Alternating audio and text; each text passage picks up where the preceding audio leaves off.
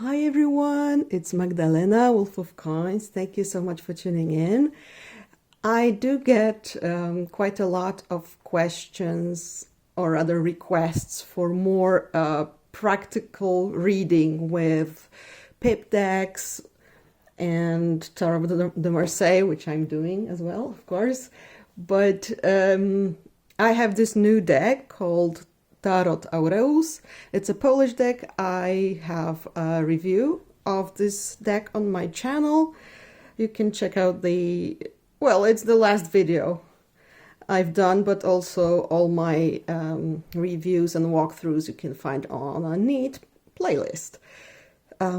So I thought I would show you how I read with a deck that has no guidebook at all and is not Rider-Waite-Smith either.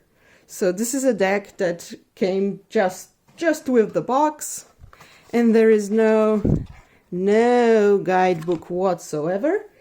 And I wanted to share one reading that I did for myself, so you would see how I do it. So I will be reading the 3x3 tableau, which is my apart from 3-card readings, is my favorite way of reading pip decks, including Tarot de Marseille. I suppose, there is an explanation of 3x3 tableau. I will try and link it at the end of this video. But anyway, today I'm doing the vertical screen because otherwise the tableau wouldn't fit into the camera. So my question was, because I'm just at the beginning of the process of writing a short story for a publishing house, and I'm pretty stressed out about it. So I wanted to see because I have some difficulties, and I wanted to see what the situation is and what I can do to improve it. So these are the cards that I got. This is what I got at the bottom of the deck. And now I won't be repeating everything, how I read the 3x3 tableau, because there's a separate video about it. I will just tell you what I see here, and I hope it will be helpful to you. So here is the center of the problem, of the situation. And usually I also see the querent here represented somehow. And I got the Queen of Swords. And of course, the first thing I knew is that I'm too critical, I'm too strict. And let's see what is going on with the Queen of Swords. So on one hand, there is this fool here, who is this free spirit playing some kind of trumpet or something. He's walking into probably a swamp and he's having a great time. And here we have this 4 of Cups with like bubbles going up from the chalices. So what I see here is there is this, this creative part of me, this, this free spirit that is always present when I'm creating, when anyone is creating, really. So this is this side of me that is carefree and creative and doing their stuff. Underneath, I have some emotions bubbling.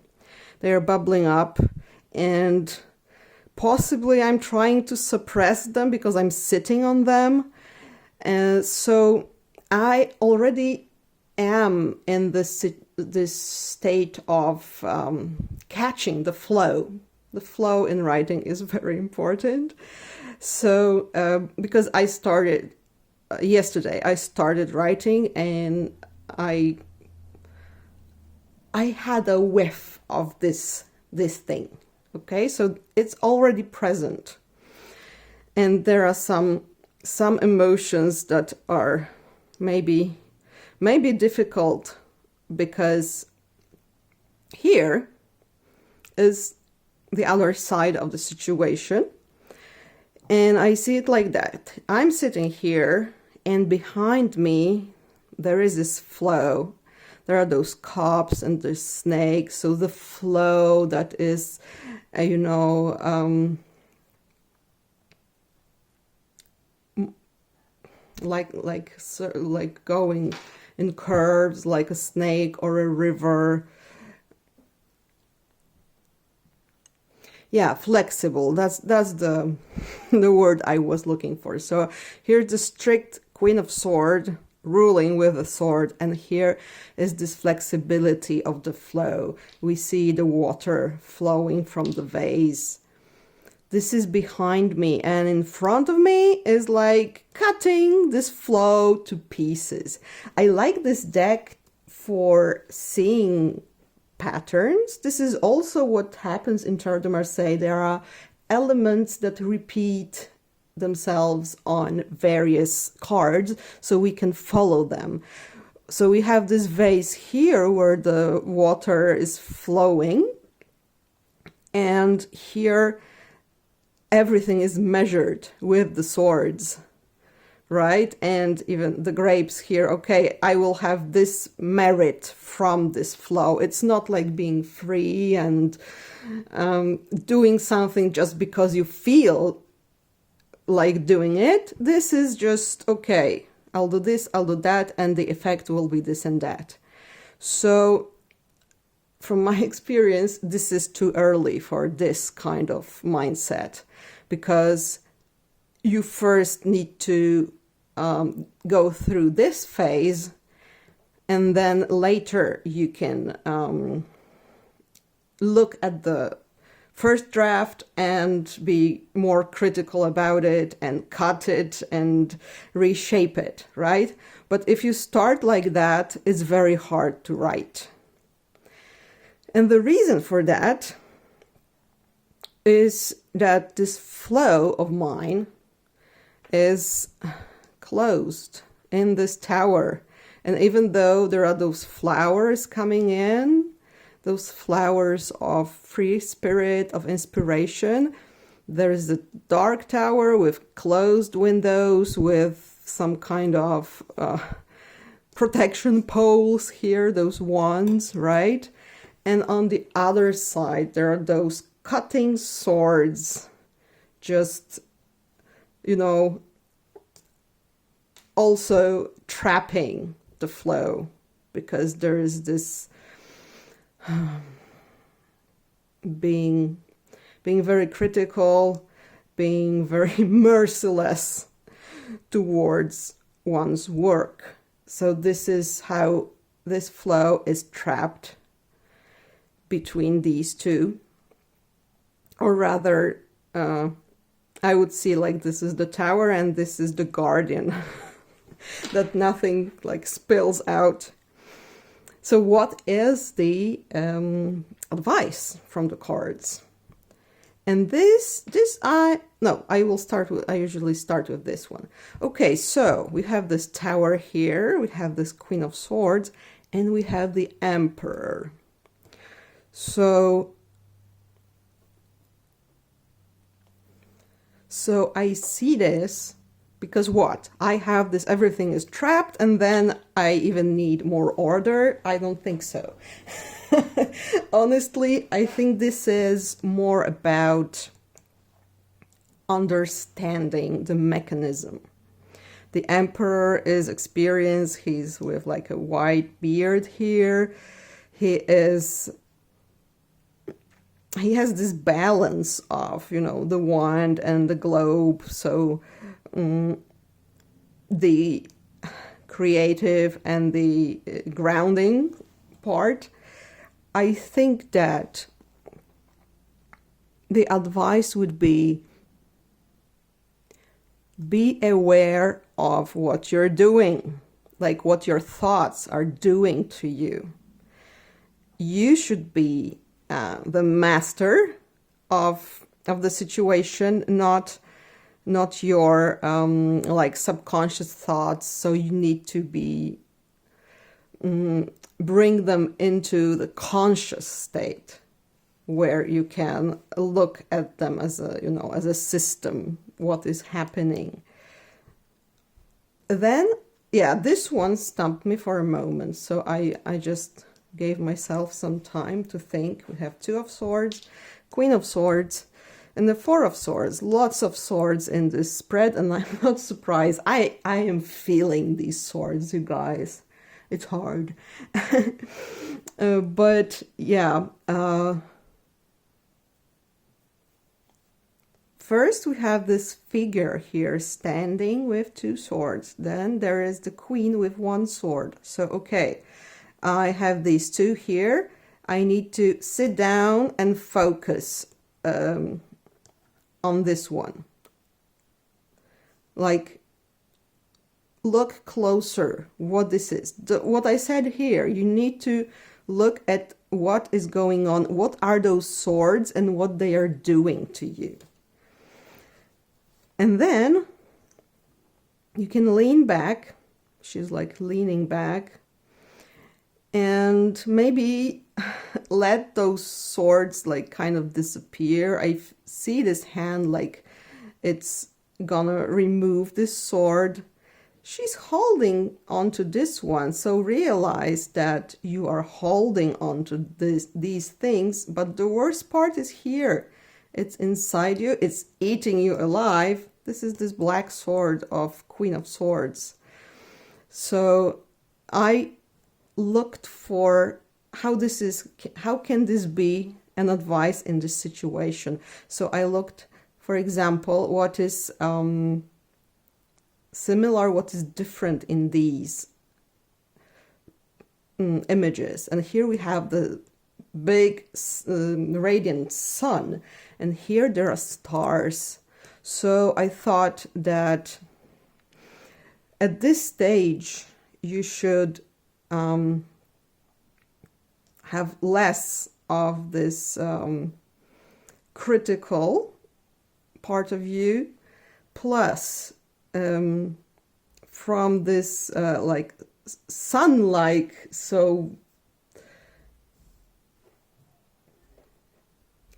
purely rational daylight way of behaving, go into the star-like behavior, so nighttime, and this more, well, yeah, less conscious part of creating. And again, realize that the situation is that you're being tormented by this, and it's in you here. So I need to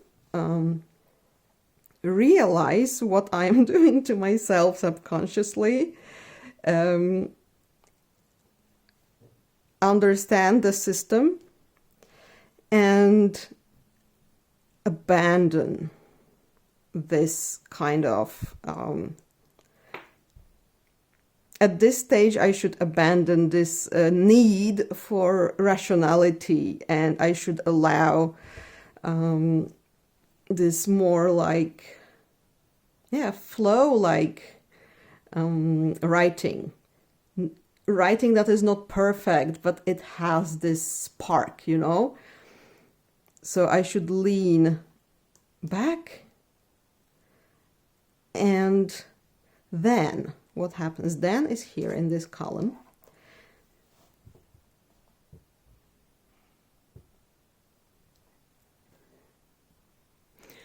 Then happens the next stage of creating a text. So there will be time for you to do this. This is necessary, like editing your text, fixing it, rereading it many times. It is a very important part of working on the text. But after you have your first draft. So you will be doing that later, and there will be time for you to be a master of the text, right? Not the part when the text is a bit like has a free will on its own, but then you will do that part of editing, of cutting away things, of fixing, and also looking critically. And I think that this Wheel of Fortune here says two things. One is that, yeah, you need to change this because it's not working.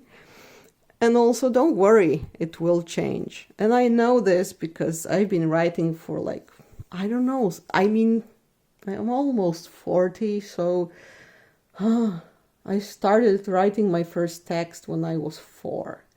So you can do the math. So I know how it works. And even though I do know, I still need to recenter myself and remind myself what is going on and how I can change it.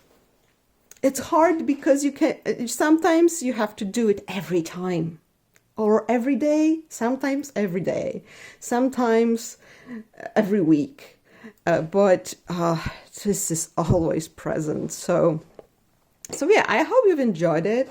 Please let me know if you have any questions, and like and subscribe. If you would like a reading from me, there is the link to my Etsy shop in the video description box.